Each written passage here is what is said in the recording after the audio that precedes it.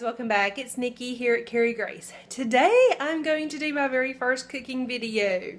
We're going to see how this turns out. I'm going to attempt to film me making gravy. I've actually been wanting to do this video for a while, and then a girl named Whitney at Come Home for Comfort, she had mentioned in one of her blog posts that, or maybe it was the video, I can't remember, that she was going to be filming making gravy to go with one of her recipes. So I sent her an email and asked her if she wanted to do a collaboration with me making gravy. And she said yes, so yay. So Whitney will also be making gravy, and I don't know how she's going to make her gravy. I don't know her recipe. I don't know if we're going to have the same recipe or if it's going to be similar or very different. So I have been making gravy for a long time. Usually it always turns out really well. I make like a beef gravy, and then I also make a chicken gravy. I make them the exact same way. I just change which broth I'm using. So if you want to make beef broth to go, or not beef broth, but beef gravy to go with like a roast or some kind of cube steak or anything like that, use beef broth. Then if you're going to use this for a chicken dish, go ahead and pick up the chicken broth. So anyway, stay tuned. I'm going to turn around and show you how to make gravy. Oh, and also I'm going to link to Whitney's blog, her YouTube channel, and then her actual video showing how she makes gravy as well. So be sure to check out her posts and videos, and if you don't subscribe to her, go ahead and subscribe to her as well. All right, just a second. All right, let's get this gravy going. I have 2 tablespoons of butter melting in a pan. I've got my pan set to medium. I have 2 tablespoons of regular flour. So basically you just need equal parts butter, equal parts flour. And then I have 1 cup of beef broth. You can also use chicken broth depending on what kind of dish you're making this for. All right, so my butter is just about melted. I'm going to go ahead and dump in the 2 tablespoons of butter. And I do apologize if you may hear my dog barking outside. My kids are outside playing, and then my other little dog is running around, so you may hear like little tapping, his claws tapping on the tile. So anyway, all right, basically you just start whisking this together. You just kind of want to get the flour and butter incorporated together. Very simple.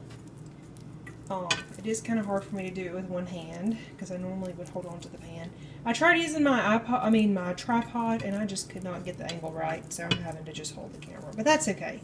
We can make it work. Alright, this is incorporated. You have just made a roux. So now we are going to take the broth and we are going to pour this in.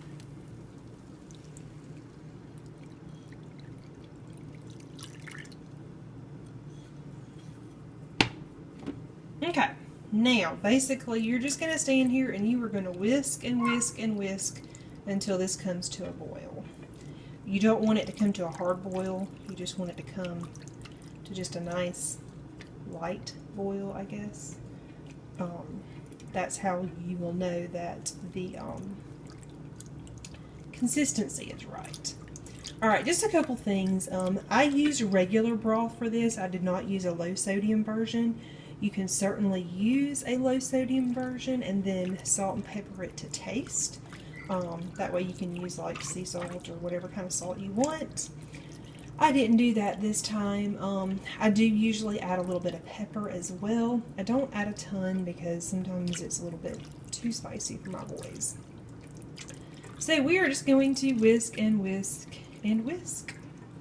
Okay, it's going to be very boring to sit here and watch me whisk gravy in real time, so I thought I would take this time to just kind of share with you some of the dishes that we like to make gravy with.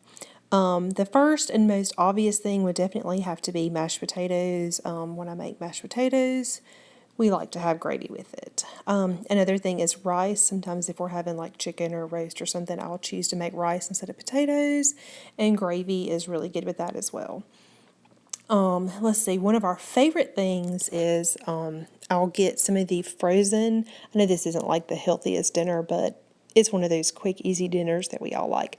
But I'll pick up one of the bags of the frozen steak fingers, and I will bake those in the oven, and then I will make gravy, and then I will once these steak fingers are done, I'll put them in the pan of gravy and just let them cook.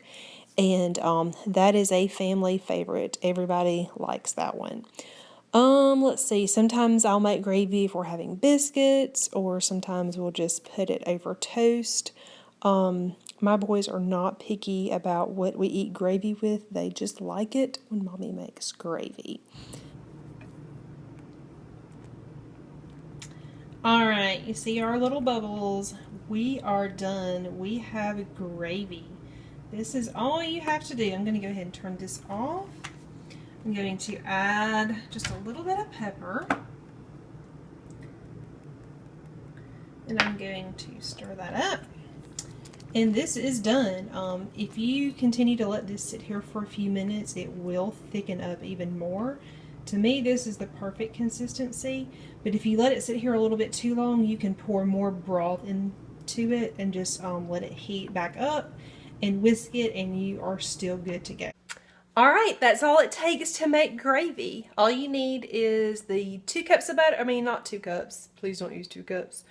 2 tablespoons of butter, 2 tablespoons of flour, whisk that together in a pan, and then you add 1 cup of broth. You can use either chicken broth or beef broth, depending on what you're making it for. And then you just whisk that together over about medium until it kind of starts coming to a boil. As soon as it just starts bubbling a little bit, you know it's done. So that's it. That's how you make gravy. Be sure you check out Whitney's channel to see how she's making gravy also. Thanks so much. Bye.